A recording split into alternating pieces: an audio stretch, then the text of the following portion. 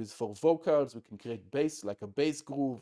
There's a bunch of cool stuff we can do. Like, for example, before we go into chords, if you want to just practice bass lines, maybe you can load or drum loops so you can focus. And I mentioned this in the past. If now my focus is to work on bass loops, like just bass lines, I would recommend loading a drum loop. Find some cool drum loops. Do we have here?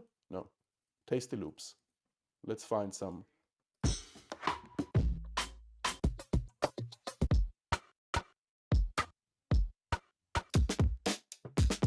I think I used it in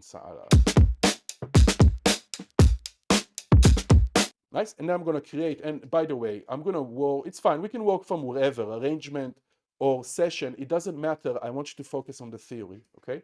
So I'll work on the session. It's the same. Don't worry if you don't working from this view. I'm not doing anything special.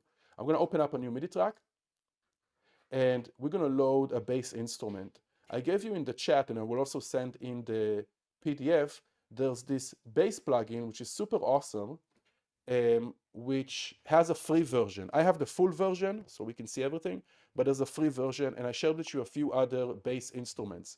Later, we'll use also some synth bass, sub bass, stuff like that.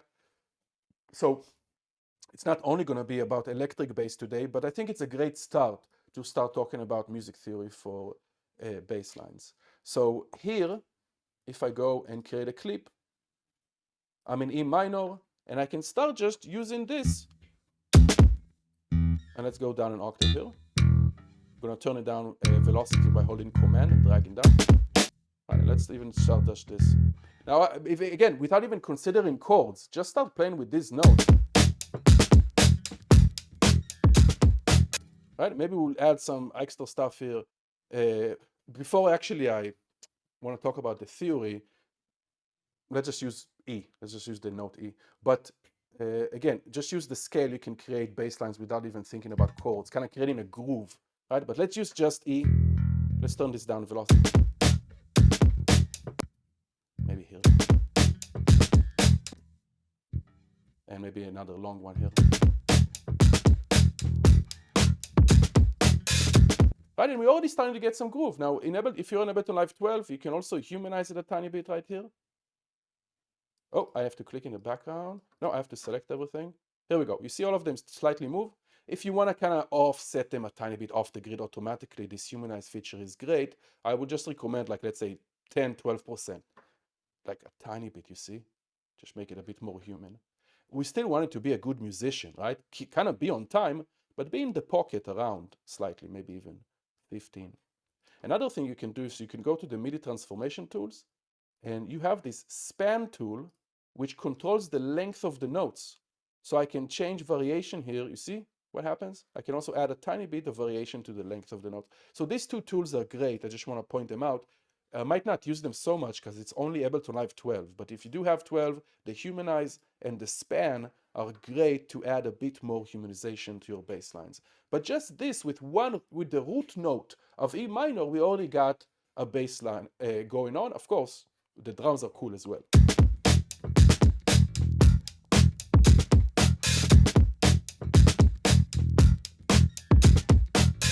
Nice. Now, one of the most used notes in bass lines besides the root note, and we'll give more context of the root note when we talk about chords, we'll have to consider the root note of each chord.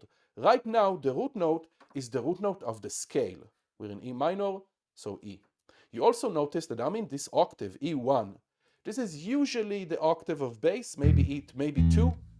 And E1 also, a lot of times when you play real bass plugins, it's also going to be the lowest note. This is the E string, and like the thickest string on a regular bass, and they're just playing it open, they're not pressing anything. So that's also going to be the lowest bass, unless you have like a 5-string bass or so on, you might be able to get to lower notes. It doesn't really matter when we use synth bass, we can play even lower, but just something to consider. Right, so besides the root note, the second thing is octaves. Taking the same note, you can duplicate, hit shift up, and this is also extremely popular when it comes to bassline octaves. If you use just root notes and octaves, you already can make amazing bass lines. Maybe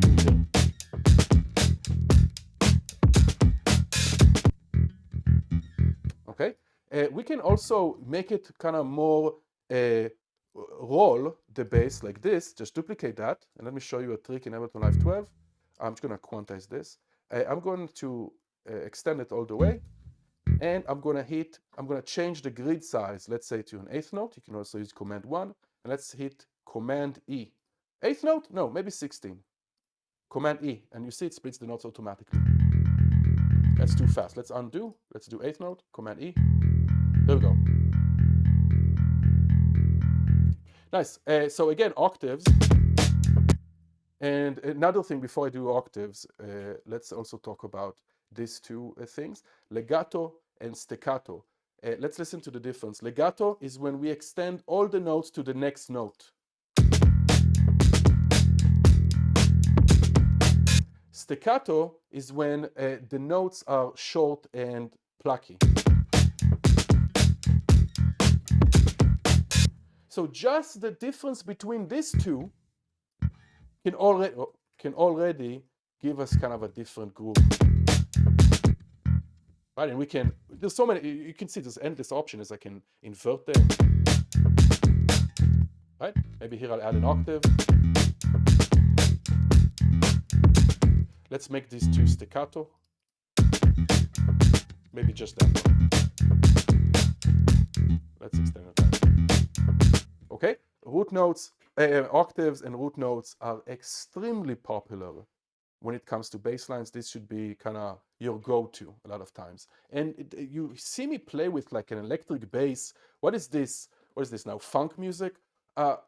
This is true for 808s in trap music, R&B, drum and bass. Any genre you can think of, this applies in different ways. So root notes and octaves, that's the go-to for bass lines. Okay, nice.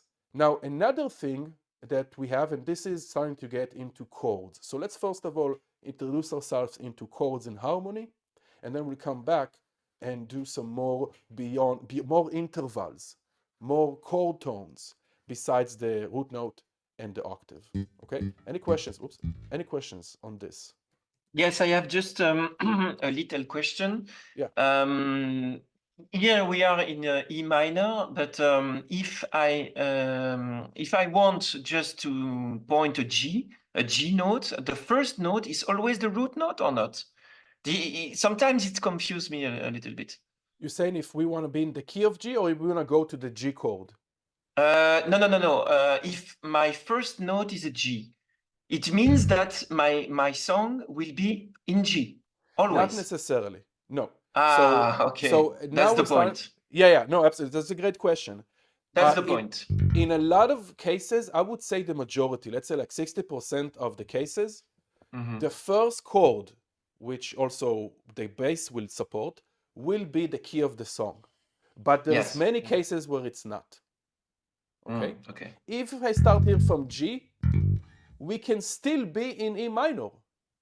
Yes, okay? That was my question, yes. And we'll see that once we start getting into the chords and everything, okay? This is only where we have a bass line. And by the way, if you download this free, this is not the free version, but there's a free version of this plugin. You can also go here to the tablature. And here, if you want ideas for bass, you can, let's go here, load. There's a lot of different ones that come with the plugin. And here I can play it.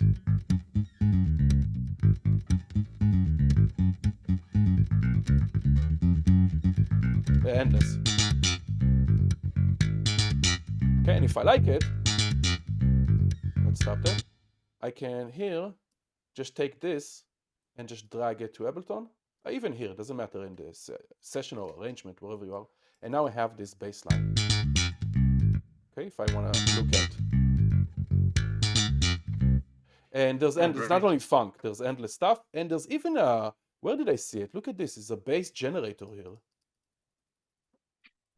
I can tell it what chord. So you can then, and you can take it as, so I'm pretty sure this feature is available for the free version if you want to kind of explore and see all these bass grooves that are just basically just going, improvising some riff, some groove on the key, on the root note essentially. These are great for kind of funk, more groove music, lounge, where there's just like a loop of a bass that's not changing many chords, maybe one chord, okay? So it's a great way to start practicing just doing bass lines. And if we talking about Ableton Live 12, we kind of have that bass generator built in. If I go to the, generation tool, we have the seed generation tool. I can set the range of pitch here. Let's go down. We said E1. Here's the top range. I don't want too much, maybe like 2 octaves. That's the range of the length of the notes, you see. This, how many voices can play at once. Later, maybe we'll talk about some bass chords, but in most cases, with just one note. And density of how many notes we're going to fill up in that time range. Right now, it's just 1 bar. So this, I don't know how it will sound, but we can keep generating right here until we get a cool bass line. Let's regenerate.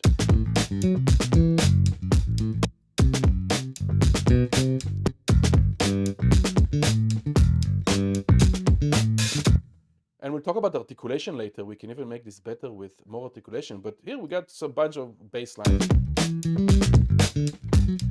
And if we loop it a few times, that will start justifying themselves because repetition legitimizes.